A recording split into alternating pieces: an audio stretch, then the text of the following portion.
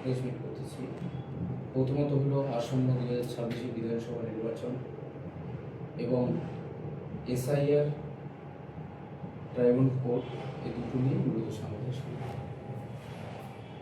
তো বিধানসভা নির্বাচনে আপনি আপনারা কী বলবেন? আপনাদের তো দেখা গিয়েছে এখানে বেশ কিছু পক্ষ, মানে আপনাদের সব গেটার বলে যারা পরিচিত ছিল, বংশীবদন বর্মন বা অনন্ত মহারাজ, এবং গতকাল জীবন সিংহ বিজেপিকে সমর্থন করেছে। এইখানে আপনাদের স্ট্যান্ড কি, আপনারা কী বলছেন? জীবন সিং তো বিজেপির ইস্যুতেই আছে। জীবন সিং, অনন্ত মহারাজ তো member of the Rajya Sabha BJP. Bangshibadan Barman সে তো সম্পূর্ণভাবে বিজেপিকে সমর্থন করেছে। কিন্তু আমরা দ্য নিউ প্লেটার পুজো পিপল অ্যাসোসিয়েশন আমরা গত 6 তারিখে যখন নমিনেশন সাবমিট হয়, কোচবিহার জেলার 6 নং শীতে বিধানসভা কেন্দ্রের প্রার্থী সঙ্গীতা রায়ের সমর্থনে আমরা সেদিন নৈতিক সমর্থন করেছিলাম এবং আমরা সিদ্ধান্ত নিয়েছিলাম যে ইলেকশনের প্রাক মুহূর্তে আমরা একটা প্রেস মিট করে সবাইকে জানিয়ে দেবো। যেমন আমার সঙ্গে উপস্থিত আছে আমার প্রেসিডেন্ট প্রদ্যুৎ কুমার রায়, জলপাইগুড়ি ডিস্ট্রিক্টের ইনচার্জ এবং আমার সেন্ট্রাল কমিটির মেম্বার মৃত্যুঞ্জয় বর্মন, আলিপুর ডিস্ট্রিক্ট কমিটির ইনচার্জ এবং সেন্ট্রাল কমিটির আমার প্রচার সম্পাদক নিরন্তর দাস, আমাদের ডিস্ট্রিক্ট সেক্রেটারি কল্যাণ বর্মন, বাকি মেম্বাররা আছে, অনেকেই আছে। যেমন আজকে আমাদের 2026 এপ্রিলের 6 তারিখ থেকে আমরা প্রতিনিয়ত টিম কাজ করতেছি, সেই জন্য আজকে সবাই উপস্থিত হতে পারেনি। সেই সুবাদে আমরা আজকে আপনাদের মাধ্যমে যেটা জানাচ্ছি যে আমরা আসন্ন 2026 বিধানসভা নির্বাচনে সংগঠন সর্বদিক থেকে তৃণমূল কংগ্রেসকে আমরা সমর্থন করছি এবং আমাদের জলপাইগুড়ি ডিস্ট্রিক্টে যে ইনচার্জ আছে, আলিপুর ডিস্ট্রিক্টে যে ইনচার্জ আছে, এদেরকেও ডাকা হয়েছে। আমাদের জলপাইগুড়ি এবং আলিপুর ডিস্ট্রিক্টে যা মেম্বার আছে তারা সবাই একে অপরের কাঁধে কাঁধ, হাতে হাত মিলিয়ে সর্বভারতীয় তৃণমূল কংগ্রেসকে সমর্থন করবে কুচবিহারের সমস্যা। মানে সেটা কী কারণ আপনারা তৃণমূলকে কেন সমর্থন করছেন? তৃণমূলকে এই জন্য আমরা সমর্থন করছি, ভারতীয় জনতা পার্টি অর্থাৎ কেন্দ্রীয় সরকার কুচবিহারের রাজবংশী মানুষকে যেভাবে একের পর এক প্রতিশ্রুতির নামে ভাওতাবাজি করে দিয়ে আজকে 14 সাল থেকে 2026 সাল গভর্নমেন্ট অফ ইন্ডিয়া বৃহত্তর কুচবিহারবাসীদের যা প্রতিশ্রুতি দিয়েছে, কোনটা পূরণ করতে পেরেছে দেখেন। নারায়ণী সেনা হয়নি। আপনার চিলারায় মূর্তি স্থাপন হয়েছে, হয়নি। পঞ্চানন বর্মার মূর্তি স্থাপন হয়েছে, হয়নি। 11/12/2015 তারিখে ভারতের স্বরাষ্ট্রমন্ত্রী রাজনাথ সিং নিজে কথা দিয়েছিল ইন্ডিয়ান কনস্টিটিউশন ফ্রেমওয়ার্কের মধ্যে রেখে কুচবিহারবাসীর বিকাশ করবে এবং গভর্নমেন্ট ধীরে ধীরে বিভিন্ন জায়গায় বিভিন্নভাবে প্রতিশ্রুতি দিচ্ছে, কিন্তু কোনটা কার্যকরী করেছে? আজকে ভাষা একটা জাতির মেরুদণ্ড কি? 2014 সাল থেকে সেন্ট্রাল গভর্নমেন্টকে এত হেলদিতে বারবার ইলেকশনের প্রতিশ্রুতি দিচ্ছে, কিন্তু বাস্তবে কি রূপান্তর হচ্ছে?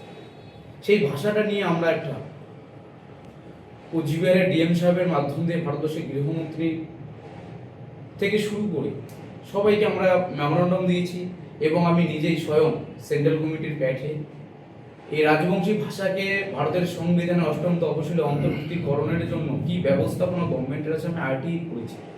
সেখানে গভর্নমেন্ট আমাকে ক্লিয়ারেন্স জানিয়ে দিয়েছে যে এমতো পরিস্থিতিতে পলিটিক্যাল প্রবলেম, কনস্টিটিউশনালি প্রবলেম, বিভিন্ন প্রবলেমের কারণে ভারতের সংবিধানে 8ম তফসিলে রাজবংশী ভাষাটা দেওয়া যাচ্ছে না।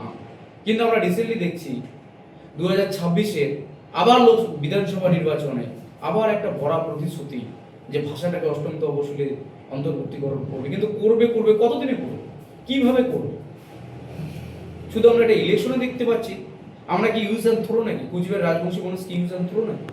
মানুষের প্রতি যে বিশ্বাসঘাতকতা, রাজবংশী মানুষকে প্রতিশ্রুতি দেওয়ার নামে যে ভাওতাবাজি, তার উপযুক্ত জবাব দেওয়ার জন্য সমস্ত পার্টিকে ভুলে গিয়ে, ভেদাভেদ ভুলে গিয়ে, জাতি ধর্ম দলবন নির্বিশেষে সবাইকে বলছি ভারতীয় জনতা পার্টিকে একটা উচিত শিক্ষা দেওয়া হোক।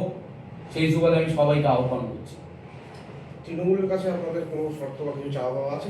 তৃণমূলের কাছে আমরা যেটা চেয়েছি, আমরা সংগঠনের পক্ষ থেকে চেয়েছি যে আমাদের গর্ব, কুচবিহারের রাজবংশী মানুষের গর্ব, বীর সূর্য বিশ্ব মহাবীর চিলারায় সুপ্রিয়তাদের জন্মজয়ন্তী উৎসব উদযাপন উপলক্ষে একটা ছুটি ঘোষণা করা হোক। পঞ্চানন বর্মা তিরোধান দিবস উপলক্ষে ছুটি ঘোষণা করা হোক এবং কুচবিহার তথা উত্তরবঙ্গের বিভিন্ন জায়গায় যে সমস্ত হেরিটেজ জায়গাগুলো সেগুলোকে সুন্দর করে সুরক্ষিত করা হোক এবং কর্মসংস্থানের উদ্যোগ নেওয়া হোক। যাতে রাজবংশী মানুষের সার্বিক বিকাশ হয় তার জন্য সুব্যবস্থা গ্রহণ করা হোক, এইমস করা হোক, আমরা দাবি রেখেছি।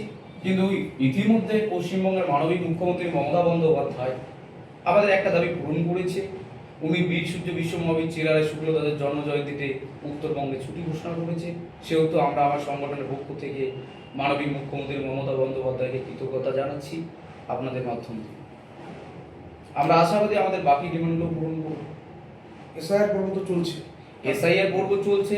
এসআইআর এ যাতে কুচবিহারের রাজবংশী মানুষ, ভূমিপুত্র মানুষ কি হিন্দু কি মুসলমান নস্যশেখ যারা আছে না কেন, এখানকার ছনব্দা যারা ছয়ে, তাদেরকে যাতে আবার এক্সট্রা করে প্রমাণ করতে না হয় যে আমরা রাজবংশী ভূমিপুত্র, সেই বিষয়ে গত 1 সেপ্টেম্বর আমরা ডিএম সাহেবের মাধ্যম দিয়ে ভারতবর্ষের রাষ্ট্রপতি, প্রধানমন্ত্রী, সুপ্রিম কোর্টের প্রধান বিচারপতি এবং গৃহমন্ত্রী, ন্যায়পালিকা, বিধান, সুপ্রিম কোর্ট, লোকসভার স্পিকার, সবাইকে, election commissioner, chief election commissioner, সবাইকে আমরা চিঠিতে অবগত করেছি আমরা কারা, আমাদের পূর্বপুরুষ কোথায় ছিল, আমাদের হিস্ট্রিক্যাল ব্যাকগ্রাউন্ড কী।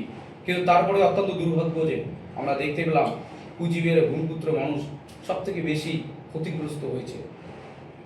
কেন? কারো বাবার নাম রয়েছে, ছেলের নাম নেই, ছেলের নাম রয়েছে, বাবার নাম নেই। এসআইয়ের সব থেকে এই টাকার ভূমিপুত্র মানুষরা বেশি বঞ্চিত হয়েছে।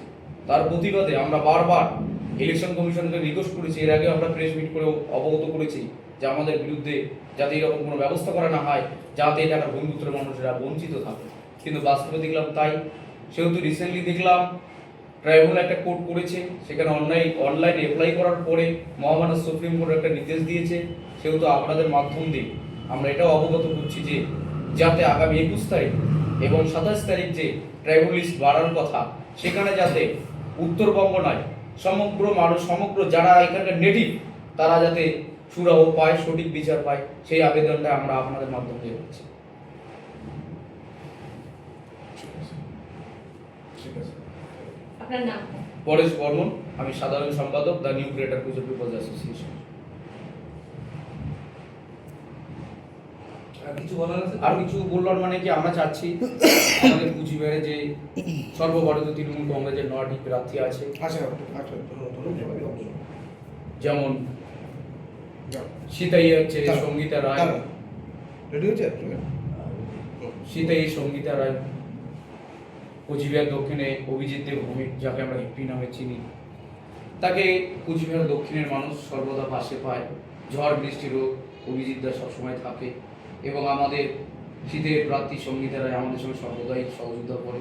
সেই সাথে দিনহাটা প্রার্থী উদয়ন গুহ, কুচবিহার উত্তরের প্রার্থী এখানকার ভূমিপুত্র ছিলেন, সে হচ্ছে এনবিএসটির চেয়ারম্যান পার্থপ্রতিম রায়। কুচবিহার দক্ষিণ উত্তর সীতাই, দিনহাটা এবং নাটাবাড়ির প্রার্থী শৈলেন্দ্রনাথ বর্মা, তুফানগঞ্জের প্রার্থী শিবশঙ্কর পাল, মেঘলিগঞ্জের প্রার্থী পরেশচন্দ্র অধিকারী, শীতলকুচির প্রার্থী হরিহর দাস এবং মাথাভাঙার প্রার্থী ডক্টর শাবলু বর্মন। এদেরকে সবাই জোড়া ফুল চিহ্নে আগামী 23 এপ্রিল বিপুল ভোটে জয়যুক্ত করবেন এবং কোচবিহার থেকে যাতে পশ্চিমবঙ্গের মাননীয় মুখ্যমন্ত্রী মমতা বন্দ্যোপাধ্যায়কে 9টি আসনের মধ্যে আমরা তৃণমূল কংগ্রেসের হয়ে মমতা বন্দ্যোপাধ্যায়কে উপহার দিতে পারি, এই আবেদন করে রাখছি। আপনারা যে প্রচার করবেন, আপনারা কি টিএমসি দলের তাদের কার্যকর্তাদের, কর্মকর্তাদের সঙ্গে নিয়ে প্রচার করবেন, না আমরা আলাদাভাবে নিজেরা সংগঠন প্রচার করবেন? যেটা আমাদের সংগঠনের সিস্টেম আছে, আমি এবং আমার সঙ্গে আমার সহযোগী যারা আছে, তারা আমরা অনেক জায়গায় তৃণমূল কংগ্রেসের সঙ্গে আমাদের ব্যানার এবং ওদের ব্যানারে আমরা যৌথভাবে প্রচার করছি এবং আমি আমার সংগঠনের পক্ষ থেকে এক্সট্রা করে প্রত্যেক বিধানসভায় 15 থেকে 30টা করে ছেলেকে নামিয়ে দিচ্ছি, যারা আমাদের কর্মকর্তা সর্বদা আমাদের সঙ্গে যুক্ত আছে। তারা প্রতিনিয়ত যেদিন থেকে ইলেকশন ঘোষণা হয়েছে প্রত্যেক বিধানসভায় আমাদের ছেলেগুলো কাজ করছে, কর্মীরা কাজ করে যাচ্ছে। তারা তাদের মতো করে যাচ্ছে যাতে ভোটটা জোড়া ফুলেই পড়ে। ঠিক আছে।